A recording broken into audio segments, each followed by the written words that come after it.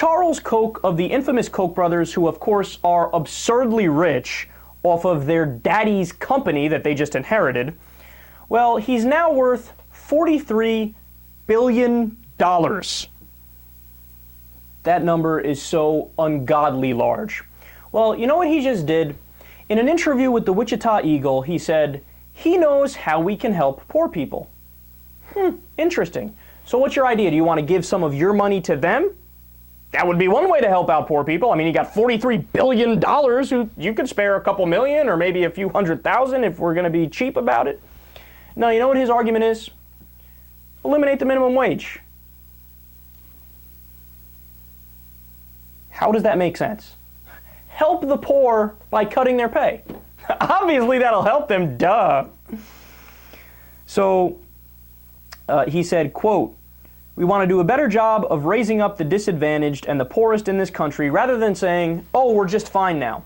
Anything that people with limited capital can do to raise themselves up, they keep throwing obstacles in their way. And so we've got to clear those out, or the minimum wage, or anything that reduces the mobility of labor." Now, I've heard the argument to eliminate the minimum wage before. Seriously, here's how the argument goes.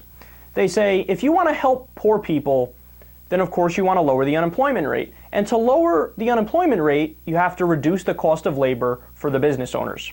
Therefore, if you cut the minimum wage, it actually helps poor people. Now, here's why that argument is complete bullshit. Number one, it assumes that the most important economic indicator is the unemployment rate, and it's just not. In fact, it's a bad economic indicator. So for example, when there's slavery, there's almost no unemployment. So is that preferable? According to that argument, it is preferable. So should we go back to that? Should we go back to slavery? And number two, it's not even true.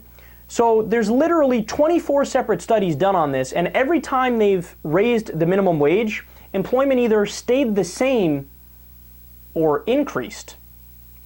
Now, don't misunderstand. If we raised the minimum wage to a ridiculous number, so say we woke up tomorrow and made it $50 an hour, that would lead to layoffs and the unemployment rate would skyrocket, of course. But a small raise, an incremental raise in the minimum wage, is actually a good thing, and it doesn't affect the unemployment rate in a negative way. And lastly, look at what the rich don't get.